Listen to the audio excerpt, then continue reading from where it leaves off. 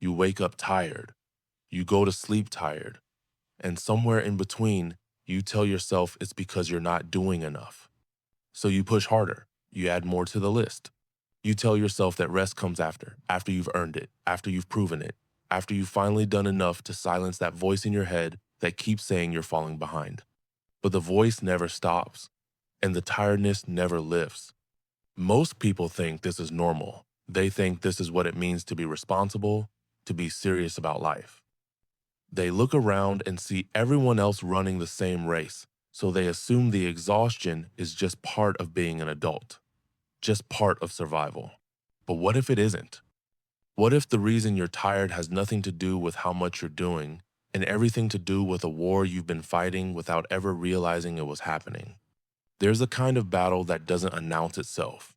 It doesn't come with sirens or obvious enemies.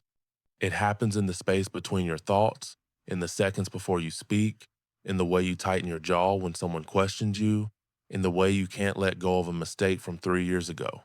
It's the war between who you are and who you think you're supposed to be. And it never stops. Not when you're working, not when you're resting, not even when you're alone.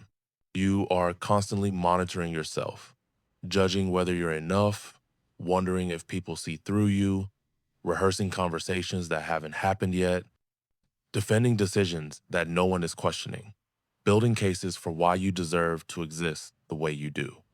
This is not stress. This is not just anxiety. This is a full military operation running in the background of your life, draining you of energy you didn't even know you had. And the strange part is, no one taught you to fight this war. You just started fighting it one day, probably when you were young, and you never stopped. Maybe someone told you that you weren't good enough. Maybe you failed at something that mattered. Maybe you just looked around and realized the world had expectations, and you decided you'd meet every single one of them, no matter the cost.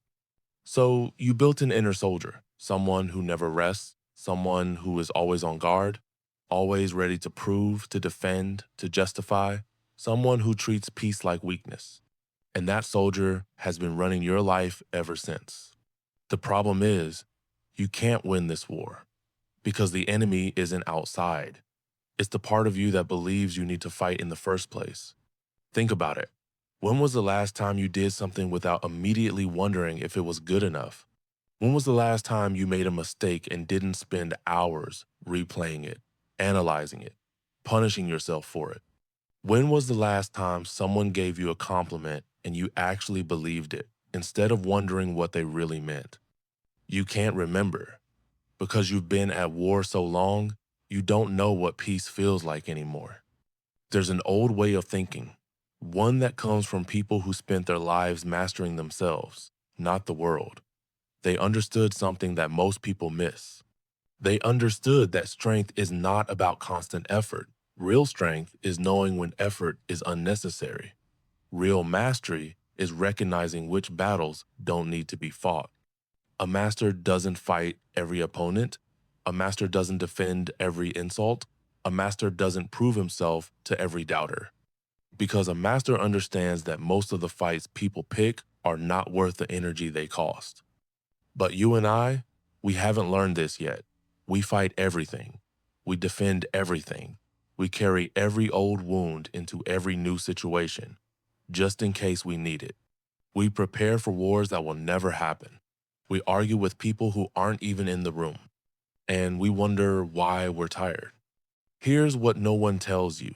The hardest part of ending a war is not the fighting. It's the silence that comes after. Because when you stop fighting, when you finally put down the need to prove and defend and justify, something uncomfortable happens. You feel exposed. You feel like you're giving up. You feel like you're letting yourself become weak. This is why most people never stop. Not because they love the war, but because the war has become familiar. It's become their identity. They don't know who they are without it. So they keep going. They keep pushing.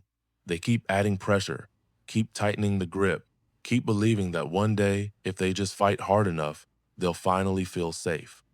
But safety doesn't come from winning. It comes from realizing most of the threats were never real. Think about the last time you felt truly calm. Not distracted, not numb, actually calm. chances are it wasn't when you finally achieved something. It was a random moment, a morning where you forgot to worry, a conversation where you forgot to perform, a few seconds where you weren't measuring yourself against anything. That's what peace feels like. And it scares you because it feels like you're not doing enough. It feels like you're failing. But that feeling, that discomfort with stillness, is just the soldier inside you panicking. Because if you're not fighting, what is he supposed to do?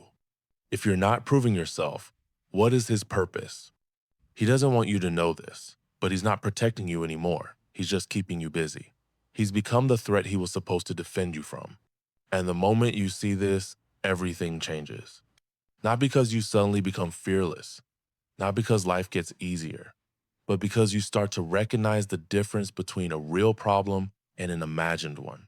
You start to notice when you're fighting because you need to, and when you're fighting because you've forgotten how to stop. You start to see the war, and once you see it, you can't unsee it. You start catching yourself mid-battle, mid-argument, mid-defense, and you realize no one is attacking. No one is demanding this from you. You are doing this to yourself. That's the moment the war begins to end. Not with a victory, not with a surrender, just with awareness. You don't have to announce it. You don't have to make a big decision. You just stop feeding it. You stop rehearsing the arguments. You stop defending yourself to people who weren't questioning you. You stop trying to prove that you're enough. And slowly, the soldier inside gets quieter. Not because you defeated him, but because you stopped needing him. This doesn't mean you become soft. It doesn't mean you stop caring. It means you stop wasting your strength on invisible enemies. It means you save your energy for things that actually matter. Most people will never do this. They'll keep fighting until they can't anymore. They'll call it discipline. They'll call it resilience. They'll wear their exhaustion like a badge and wonder why nothing ever feels like enough. But you don't have to be most people. You can be the one who sees the war, who understands that the battle was never outside, who realizes that the greatest act of strength is not fighting harder, but knowing when to stop.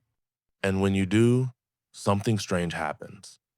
The tiredness begins to lift, not because you're doing less, but because you're carrying less.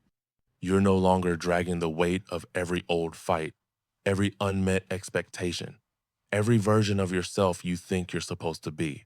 You just are. And that, more than any victory, is what peace actually feels like.